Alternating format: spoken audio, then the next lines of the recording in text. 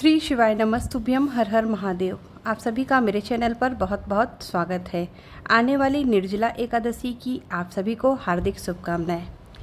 आज की वीडियो में मैं आपको निर्जला एकादशी की पूजा विधि के बारे में बताऊंगी। ज्येष्ठ माह के शुक्ल पक्ष की एकादशी को निर्जला एकादशी कहते हैं।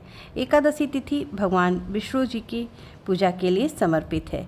सारी एकादशी एक तरफ और निर्जला एकादशी एक तरफ। आपको बता दें कि निर्जला एकादशी का व्रत बहुत ही पुण्य देने वाला होता है। इस व्रत की बहुत ही महिमा है। कहा जाता है कि सभी एकादशी का व्रत का पुण्य यह निर्जला एकादशी व्रत दे देता है। मान्यता है पांडव भाइयों में से भीम ने ज्येष्ठ माह के शुक्ल पक्षी एकादशी को बगैर जल ग्रहण किए बिना एकादशी का व्रत किया था। इस साल निर्जला एकादशी व्रत जून में 17 या 18 तारीख को है। दरअसल इस व्रत की तारीख में कन्फ्यूजन है। पंचांग के अनुसार ज्येष्ठ माह के शुक्ल पक्षी एकादशी की तिथि 17 जून को प्रातः 4:45 से शुरू हो जाएगी और अगले दिन 18 जून को सुबह 6:24 तक रहेगी। निर्जला एकादशी का व्रत 18 जून मंगलवार को रखा जाएगा। ऐसे में उदया तिथि के अनुसार 18 जून को निर्जला एकादशी माना जाएगा। कहा जाता है कि दशमी युक्त एकादशी नहीं रखी जाती है। अब आइए जानते हैं कि निर्जला एकादशी की पूजा विधि क्या है। इस दिन सुबह उठकर स्नान आदि करने के बाद भगवान विष्णु का मनन करते हुए व्रत का संकल्प लें। ये पूजा आप अपने पूजा घर में भी कर सकते हैं या फिर अलग से चौकी लगाकर भी कर सकते हैं। पूजा शुरू करने से पहले यहाँ पर मैंने लड्डू गोपाल जी का पंचामृत स्नान कराया है और इस स्नान किए हुए जल को हम तुलसी जी के क्यारे में डाल देंगे। स्नान करने के बाद हम ठाकुर जी की इत्र से सुंदर मालिश कर देंगे और इसके बाद ठाकुर जी का सुंदर श्रृंगार कर देंगे। तो यहाँ देखिए हमारे ठाकुर जी का सुंदर श्रृंगार हो गया है। अब हम पूजा के लिए एक चौक पूरेंगे और चौक पर पूजा की चौकी को रखकर उस पर लाल या पीला वस्त्र बिछा देंगे। तिल और पुष्प का आसन देते हुए भगवान गणेश जी को, लड्डू गोपाल जी को, विष्णु भगवान जी को, गौ माता को, एकादशी महात्म्य की पुस्तक को और दीपक को विराजित कर देंगे। इस एकादशी में जलदान का विशेष महत्व होता है। तो एक पात्र में थोड़ा सा तिल रखकर हम इस पर पानी से भरे हुए कलश को स्थापित कर देंगे। कलश में तुलसी पत्र और थोड़ा सा चीनी डाल दें। अब इस घड़े के ढक्कन को ऊपर से रखकर घड़े को ढक दें। घड़े को ढकने के बाद ऊपर से एक वस्त्र रखें। वस्त्र आप पीला या हल्के रंग का ले सकते हैं। वस्त्र आपको कम से कम 1.25 मीटर लेना है। और अब इसके ऊपर चीनी से भरी कटोरी को रख देंगे और ऊपर से एक खरबूजा रख देंगे और साथ में कुछ दक्षिणा भी रख देंगे। इस घड़े का विशेष दान निर्जला एकादशी के दिन किया जाता है। जल से भरे हुए घड़े का दान आप निर्जला एकादशी की शाम को भी कर सकते हैं या फिर एक द्वादशी के दिन जब आप पारण करेंगे तब आप इस घड़े का दान कर सकते हैं। दान आप ब्राह्मण या ज़रूरतमंद को कर सकते हैं। जैसी आपको सुविधा हो आप वैसे दान कर सकते हैं। घड़े के कंठ पर मौली जरूर बांध देना है। अब हम धूप तथा दीपक को प्रज्वलित कर लेते हैं और जल का छींटा देते हुए सभी को सांकेतिक स्नान करा देंगे।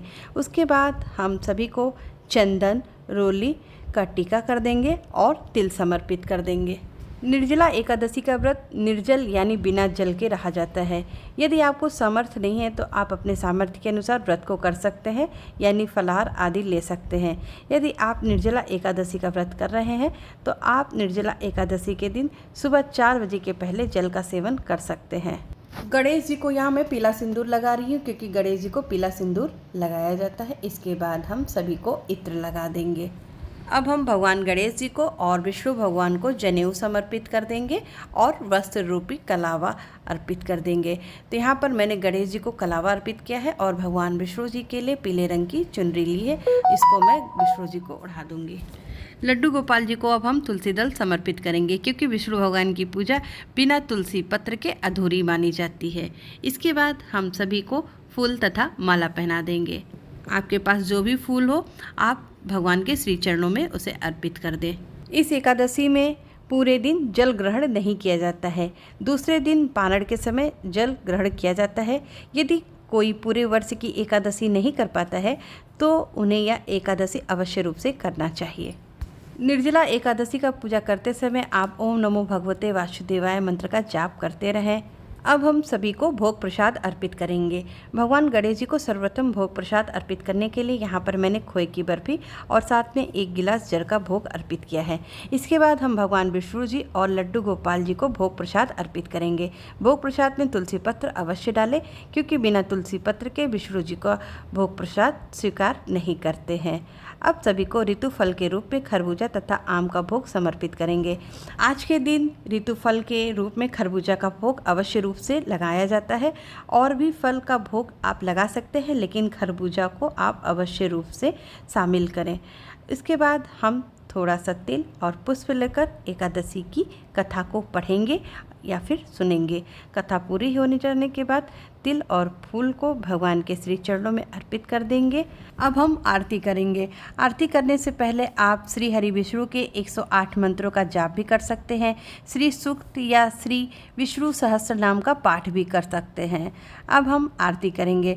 आरती सबसे पहले गणेश जी की करेंगे, उसके बाद भगवान विष्णु जी की करेंगे और आरती पूरी होने के बाद आरती के थाली के ऊपर से 2 बार जल का इस प्रकार से उगार लेंगे और हम आरती लेकर भगवान के श्री चरणों में दक्षिणा समर्पित कर देंगे। इस विधि से हमें निर्जला एकादशी के दिन सुबह की पूजा करना है और शाम को भोग तथा आरती करना है और तुलसी जी की क्यारे में 1 दीपक जरूर से लगाना है। इसके बाद हम प्रार्थना करते हैं और क्षमा याचना करते हैं। तो इस तरीके से हम निर्जला एकादशी का व्रत पूजन करते हैं। जो भी हमने यहाँ भोग प्रसाद अर्पित किया है वो हम प्रसाद के रूप में वितरित कर सकते हैं और जल से भरे हुए इस घड़े का दान किया जाता है। निर्जला एकादशी के दिन इस घड़े को दान करना बहुत ही शुभ और कल्याणकारी माना जाता है। इसे आप एकादशी के दिन शाम को दान कर सकते हैं या फिर दूसरे दिन द्वादशी के दिन पारण करने से पहले आप इस घड़े का दान कर सकते हैं। घड़े के साथ आप और भी वस्तुओं का दान कर सकते हैं अपनी सामर्थ्य के अनुसार। दान आपको किसी ज़रूरतमंद या मंदिर में ब्राह्मण को करना चाहिए। निर्जला एकादशी व्रत का पारण 19 जून 2024 को किया जाएगा। व्रत का पारण समय सुबह 5:23 से सुबह 7:23 तक रहेगा। ज्येष्ठ माह में गर्मी अपने चरम सीमा पर रहती है, तो यहाँ पर हमने भगवान को पंखे से हवा कर दिया है। आज के दिन बीजना का भी दान जरूर से करना चाहिए। तो आशा करती हैं आपको ये वीडियो ज़रूर पसंद आई होगी। तो मिलते हैं अगली वीडियो में। तब तक के लिए श्री शिवाय नमस्तुभ्यम। हर हर महादेव। ओम नमो भगवते वासुदेवाय।